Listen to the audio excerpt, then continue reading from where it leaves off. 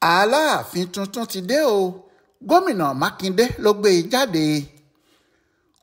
Kò sẹ́ni tó ro ariwo náà tẹ́lẹ̀, àfi bí kinní náà ṣe gbàlú kan lójijì tí ìjọba ìpínlẹ̀ Ọ̀yọ́ kéde pé gómìnà Ṣeyi Makinde ti yan Alaafin Ọ̀yọ́ tuntun.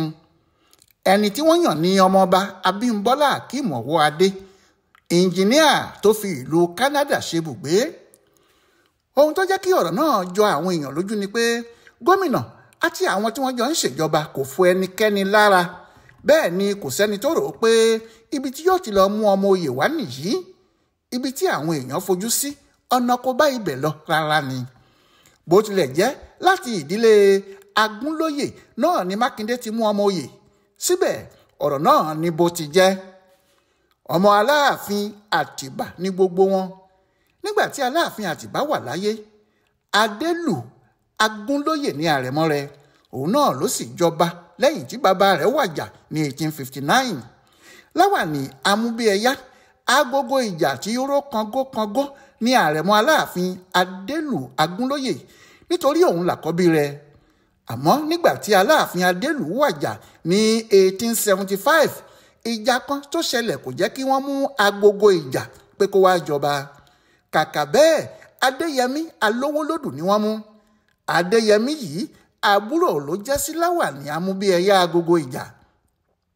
Nítorí pé wọn kò fi agogo ìjà jọba yìí, ó bínú kúrò ní Ọ̀yọ́ lọ sí Ìbàdàn. Wọ́n sì fún un nílẹ̀ lókè Àrẹ̀mọ níbi tó kọ́lé ńlá sí. Àmọ́ nígbà tí Aláàfin Adéyẹmí àkọ́kọ́ wàjà ní 1905, wọ́n lọ pè é padà láti Ìbàdàn. Wọ́n ní kó máa bọ̀ wá jẹ Aláàfin. Ó sì lo ọdún 6 lórí oyè náà. Ọmọ 5 lòún bí.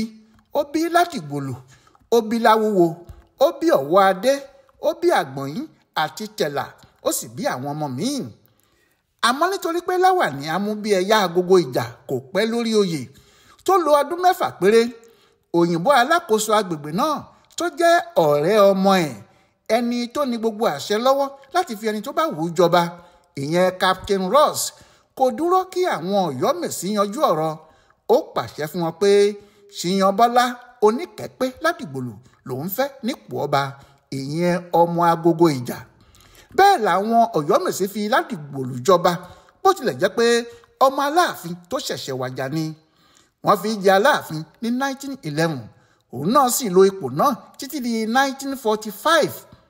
Nígbà tí òun wàjà, ọmọ Adéyẹmí míì ló jọba, ìyẹn ọba Adéníran Adéyẹmí. Nígbà tí òun sì foyè sílẹ̀ lójijì nítorí ìjà òṣèlú, ọmọ Látìgbòlù míì ló jẹ Aláàfin, ìyẹn Bello Gbádégẹṣin Látìgbòlù kejì. Nígbà tí òun náà sì wàjà ní 1968, Adéyẹmí kẹta, ìyẹn ọba Lámídì Ọláyíwọlá Adéyẹmí ní Aláàfin tuntun. Ọ̀rọ̀ náà sì ti wá dàbí pé ìdílé méjì, ìyẹn ìdílé Adéyẹmí àti Látìgbòlù nìkan ló ń jẹ Aláàfin. Èyí mú kí àwọn ọmọ agogo ìjà tó kù máa bínú pé kì í ṣe àwọn Látìgbòlù nìkan ni Aláàfin tọ́ sí. Ìjọba sì ti yanjú ọ̀rọ̀ náà fún wọn. Èyí ló ṣe jẹ́ pé nígbà táwọn Ọ̀yọ́mèsì mú orúkọ Lúkúmánù Gbádégẹṣin lọ sí ọ̀dọ̀ ìjọba ìpínlẹ̀ Ọ̀yọ́, àwọn ọmọ Agúnlóyè tó kù yarí. Wọ́n ní kinní náà kì í ṣe tàwọn ọmọ Látìgbòlù mọ́. Ohun tó sì jẹ́ kí ọ̀rọ̀ náà di ariwo láti bí ọdún 2 àbọ̀ sẹ́yìn nìyẹn. Àmọ́ lọ́jọ́ Ẹtì yìí, Friday, ọjọ́ 10 oṣù kínní ọdún 2025 tuntun yìí, ìjọba Mákindé ti ìpínlẹ̀ Ọ̀yọ́ kéde orúkọ ọmọọba Abímbọ́lá Akeem Ọwọ́adé gẹ́gẹ́ bí Aláàfin Ọ̀yọ́ tuntun. Nídìí èyí, gómìnà náà ti pa àṣà pé kó jẹ́ ìdílé Adéyẹmí àti ti Látìgbòlù nìkan ni yóò máa jẹ Aláàfin rẹ̀ lẹ́ẹ̀kan náà. Bẹ́ẹ̀ èyí ti wà bẹ́ẹ̀ láti ọdún 1875, ìyẹn 150 ọdún 150 years sẹ́yìn. Àmọ́ kò jọ pé àwọn Ọ̀yọ́mèsì kan tí ì gbà o, nítorí ohun tí wọ́n ń sọ ni pé Gbádégẹṣin làwọn mú. Bẹ́ẹ̀ làwọn ìdílé Agúnlóyè tó kù ń sọ pé kò sí ifá kankan tó mú Gbádégẹṣin fáwọn. Ìdí igi àwọn Ọ̀wọ́adé sì ń sọ pé gbogbo àwọn làwọn fọwọ́ sí Abímbọ́lá Akeem torí òun láṣojú ìdílé àwọn. Bó bá jẹ́ kí a wo ti ìwé tí Aláàfin yìí kà tàbí iṣẹ́ tí Abímbọ́lá Ọwọ́adé ń ṣe, kò sẹ́ni tí yóò sọ pé kò tọ́ ní Aláàfin. Ní Ṣakí ti ṣẹgbẹ́ àwọn òbí ẹ̀ ló ti kàwé alákọ̀ọ́bẹ̀rẹ̀. Níbẹ̀ náà ló sì ti ka girama ní Baptist High School lọ́dún 1992. ẹ̀yìn náà ló kàwé ní pólì Ìláró tó kàwé ní pólì Ìbàdàn kó tó wá lọ sí yunifásitì ní London níbi tó ti ka ìwé ní yunifásitì tó gba oyè ọ̀mọ̀wé àkọ́kọ́ tó sì tún gba oyè ọ̀mọ̀wé kejì. Ohun tó sì ṣe pàtàkì jù ni pé iṣẹ́ àwọn ẹnjìníà ní gbogbo ìwé ẹ̀ dálé lórí nítorí ọ̀mọ̀wé ńlá kan ni. Kó tó kúrò ní Nàìjíríà ló ti ṣiṣẹ́ ní báǹkì o. Nígbà tó sì dé ìlú òyìnbó tó kàwé tán, iléeṣẹ́ elépo bẹntiróòlù ńlá kan ní Glasgow ló ń bá ṣiṣẹ́ níbẹ̀ kó tó wá lọ sí Canada láti máa gbé. Ní orílẹ̀-èdè Canada yìí, ọ̀kan pàtàkì nínú àwọn tí wọ́n bá ìjọba ibẹ̀ ṣiṣẹ́ ni. Ipò ńlá ló sì dì mú. Àmọ́ bó ti ń ṣe iṣẹ́ yìí náà ló ń fọwọ́ kan ṣe iṣẹ́ àwọn tí wọ́n ń kọ́ lẹ́tà. Iṣẹ́ akọ́lẹ́tà yìí náà ló sì ń ṣe ní Nàìjíríà tó bá ti wálé. Ọ̀pọ̀lọpọ̀ ilé àkọ́tà ló sì ti kọ́ l'Àbújá àti l'Ékòó. Èyí fi hàn pé kì í ṣe Aláàfin akúṣẹ̀ níjọba mú.